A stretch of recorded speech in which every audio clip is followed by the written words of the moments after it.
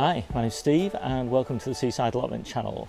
And it's blowing a gale outside and it's raining quite hard actually, which is really nice because we haven't had any rain for, well, near enough 10 weeks.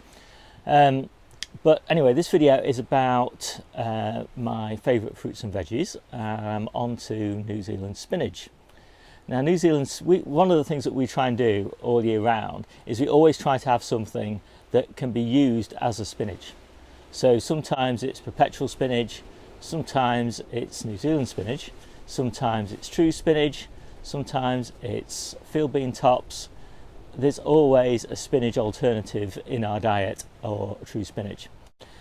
True spinach is absolutely fantastic in sort of early spring through to late spring. It's fantastic in autumn, it's not so great in winter, and it's terrible in summer. In summer it bolts incredibly quickly, and in winter it just grows really slowly.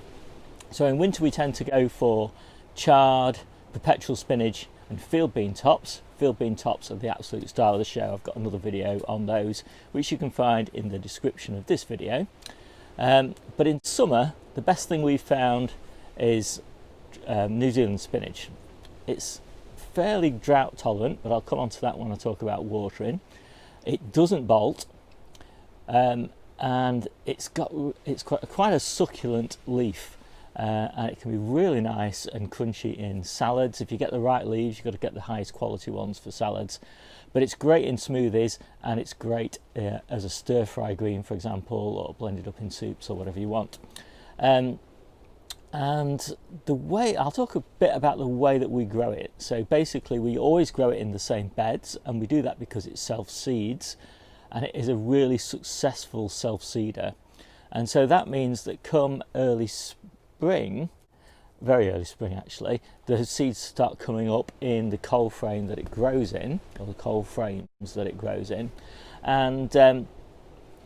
and we prick those out, those little tiny seedlings out. They've got a really deep taproot as well, so they need quite a deep pot. And then we leave them in the polytunnel for about 2 months. Now the ones that were growing outside are pretty much still the same size after 2 months because it's still too cold for them to grow. But the ones in the polytunnel have grown really nicely. And if you know anything about growing, you'll know that heat really does stimulate growth at the same light levels. So for every 10 degrees centigrade of increased heat, you kind of double your growth rate. So the polytunnel can often be 20 degrees C higher than it is outside, and so you've got 4 times the growth rate, and that really adds up over the months. And that means that when we come to a period like now, the self-seeded plants are still this sort of size, but the ones that we started off in the polytunnel and then planted back into the same cold frame are huge, you know, this sort of size. And this is such a massive difference, and it does show the benefit of that sort of approach. I hope you can hear me through this rain. But that's one of the disadvantages of it to bear in mind. It is a very successful self-seeder, so wherever you grow it, you're probably going to be growing it in that space again next year. So I'll just talk a little bit about how we fertilise it. So it is an incredibly prolific plant. It puts on a huge amount of growth. So although people say, well, you know, it's not a heavy feeder, those are people who probably aren't harvesting it every week and taking a huge amount of food off it.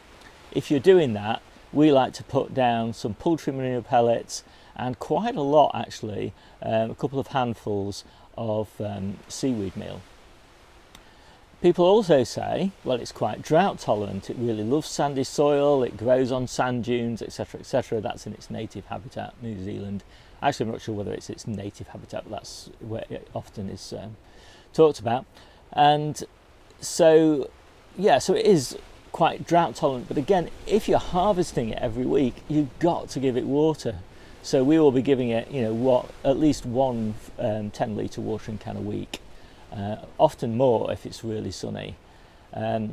Even at this time of year, it really benefits from being under cover. So I'm talking, this is in June, it's been early June. Well, the weather's horrible outside. You could think it was, you know, early spring right now. And that's really probably one of the reasons why it really benefits from being under cover. So we just have it in a coal frame. It's open, so it's getting plenty of ventilation, but it's getting loads of shelter from the wind, and it's getting quite a lot of a bump of heat, especially during the day. It doesn't seem to mind cold nights, but it really likes warm days. So how do we use it? Well, we use it in, as I said, basically anywhere where you can use true spinach. You can use New Zealand spinach. Any downsides? Yeah, apart from the self-seeding, there is a downside, and that is it's quite high in oxalic acid, just like true spinach is, but it's not in the same family. But so you have to bear in mind that don't eat huge quantities of it. Definitely don't eat huge quantities of it raw, but 5 or 6 leaves in a salad or something like that's fine. 10 leaves in a smoothie every other day, that's fine. The leaves are quite big actually, so this sort of size. And so it's better cooked really. We often have far too much of it in summer, so we freeze it, and after blanching you just squeeze the water out and put it in plastic bags, basically flatten those plastic bags and stack them up. So we tend to have quite a lot to see us through the sort of January, February time, if we want something that tastes reasonably like true spinach. I actually like it more than true spinach. It's got just that slightly more salty taste to it, and it's more succulent and a bit more crunchy. But again, you've got to get the right leaves. Not all of them are like that. They're all suitable for cooking, but the ones that are really great for eating fresh are the kind of the greenest, most succulent, freshest sort of leaves. So I think I'm kind of talked out on New Zealand spinach. It is fantastic, as your kind of part of your selection of spinaches to grow all year round. It really makes a massive difference, and we'll start eating it. Well, about now actually. I'm harvesting tomorrow, and we'll be harvesting some of it tomorrow. So from the beginning of June through to the end of September, really, it'll be killed by a hard frost. Often quite a lot of it survives with a light frost. A few leaves probably die, but the heart of the plant is still kicking out a little bit of growth after a light frost. But of course by then you'll have true spinach again. So I think it's best to think of it finishing about the end of September, take it out, and that's the way we do it. So I think that's it. It is really a really great plant, and it's incredibly popular on the allotments. I have people coming in onto my plot all the time saying, can we have some of that New Zealand spinach, can we have some of that New Zealand spinach? And also when we've got the self-seeded beds, people are taking seedlings, digging up little seedlings and transplanting those and growing them on in their greenhouses. So we've probably been responsible for spreading New Zealand spinach all the way across this allotment site. If you do grow it from seed, your first batch, then you will probably benefit if you soak the seeds overnight.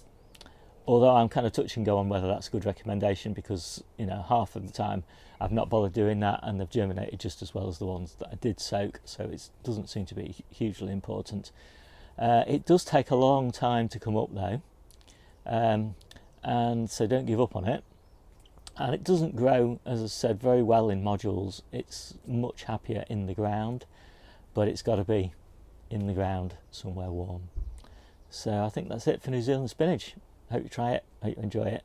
My name's Steve, this is the Seaside Allotment channel. I'll see you soon.